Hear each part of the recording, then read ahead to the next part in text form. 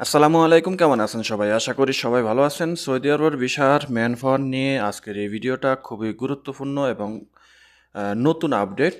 আমরা জানি যে সৌদি আরবের ভিসা ম্যান পাওয়ার নিয়ে যে সমস্যাগুলো ছিল, আমি ইতিমধ্যে গতকালকে একটা ভিডিও দিয়েছিলাম, কালকের আগের দিন, যে 18 তারিখে আন্দোলন হবে, মানববন্ধন করা হবে ম্যান পাওয়ার কেন হচ্ছে না এই বিষয় নিয়ে।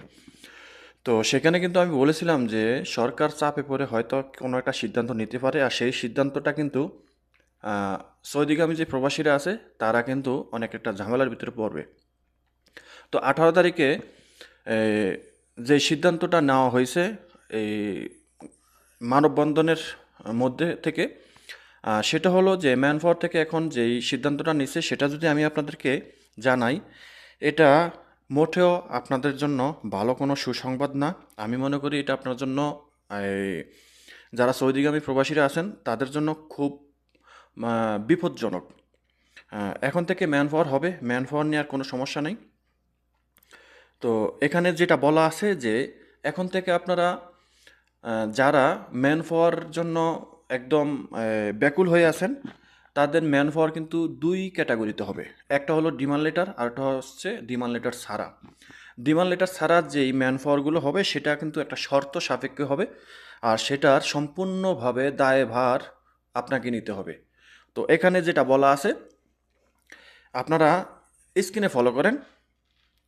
আমি স্ক্রিনে স্ট্যাম্পটা দিয়ে রাখছি। 100 টাকার একটা স্ট্যাম্প লাগবে আপনার, এবং সেই স্ট্যাম্পে অঙ্গীকারনামা লেখা থাকবে। এখানে বলা আছে কি যে অঙ্গীকারনামা, আমি অমুক পিতা বা স্বামী অমুক, মাতা অমুক, পাসপোর্ট নাম্বার এত এত, ভিসা নাম্বার এত এত, এই মর্মে স্বেচ্ছায় ও সুস্থ নিম্নোক্ত বিষয়ে অঙ্গীকার করছি যে আমি নিজ দায়িত্বে সৌদি আরব গমন করছি। বিদেশে গমনের পর ইকামা, বাসস্থান, অনুমতিপত্র, কাজ, বেতন বা অন্যান্য সুবিধা না পেলে প্রবাসী কল্যাণ ও বৈদেশিক কর্মসংস্থান মন্ত্রণালয়, বাংলাদেশ সরকার এবং আমার রিক্রুটিং এজেন্সি এর কোনো দায় দায়িত্ব থাকবে না, এবং আমি এই বিষয়ে কোনো অভিযোগ, আইনগত দাবি করতে পারবো না। আমি উক্ত শর্তাবলী ভালোভাবে পড়েছি, বুঝেছি এবং তা মেনে নিয়েই এই অঙ্গীকারনামায় প্রদান করছি। অতএব উপরোক্ত শর্তসমূহ মেনে আমি এই অঙ্গীকারনামায় স্বাক্ষর করলাম, যেন পরবর্তীতে কেউ বা কোনো প্রতিষ্ঠান দায়ী না হয়। বুঝতে পারছেন? এখন থেকে যারা আপনারা ম্যান পাওয়ার নেবেন দুই ক্যাটাগরিতে, একটা হলো ডিমান্ড লেটার, আর দ্বিতীয় হলো ডিমান্ড লেটার ছাড়া। আপনি যদি ইমার্জেন্সিভাবে সৌদি আরবে গমন করতে চান তাহলে আপনাকে এই অঙ্গীকারনামা দিতে হবে। এই অঙ্গীকারনামায় বলা আছে যে আপনি সৎ জ্ঞানে এবং নিজের ইচ্ছায় বুঝে শুনে আপনি এখানে, আপনার পাসপোর্ট নাম্বার থাকবে, ভিসা নাম্বার থাকবে এবং আপনার নাম, ঠিকানা সব কিছু থাকবে। আপনি যদি ডিমান্ড লেটার ছাড়া ভিসা ম্যান পাওয়ার করান তাহলে সৌদি আরবে আসার পর আপনার সম্পূর্ণ দায় দায়িত্ব আপনার নিজের উপরে থাকবে। আপনি এটার জন্য কোনো মন্ত্রণালয় বলেন, এম্বাসি বলেন, সরকারের কাছে মুখ ফুটে কোনো কথা বলতে পারবেন না।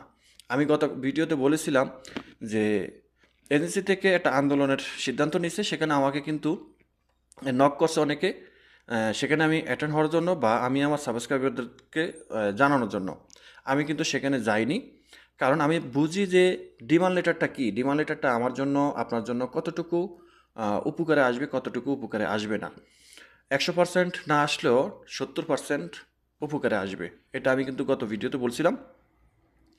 এবং এ, বিশেষ করে দালালের খপ্পরে পড়া থেকে বিরত থাকা যাব, দালাল ভ্যানিশ হয়ে যাব।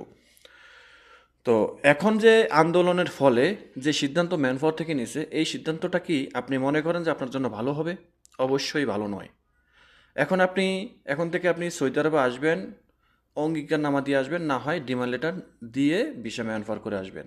আপনি যদি ডিমান্ড লেটার দিয়ে ভিসা ম্যানপাওয়ার করান বা করাতে পারেন, তাহলে ওখানে আপনি পরবর্তীতে কোনো সমস্যা হলে সেটার জন্য আপনার জায়গা আছে, অভিযোগের জায়গা আছে, সেখানে আপনি অভিযোগ জানাতে পারবেন।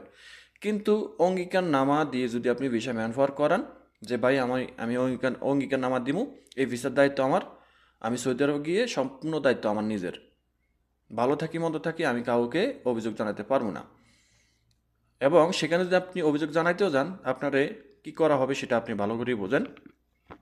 আপনি মরে গেলেও আপনার লাশটা বাংলাদেশে যাইবে বলে আমার মনে হয় না। তো এই হলো বিষয়টা। তো আশা করি বুঝতে পেরেছেন, ভিডিওটা শেয়ার করে দিয়েন যেন সবাই জানতে পারে। সবাই ভালো থাকবেন, দেখা হবে অন্য কোনো ভিডিওতে। আল্লাহ হাফেজ।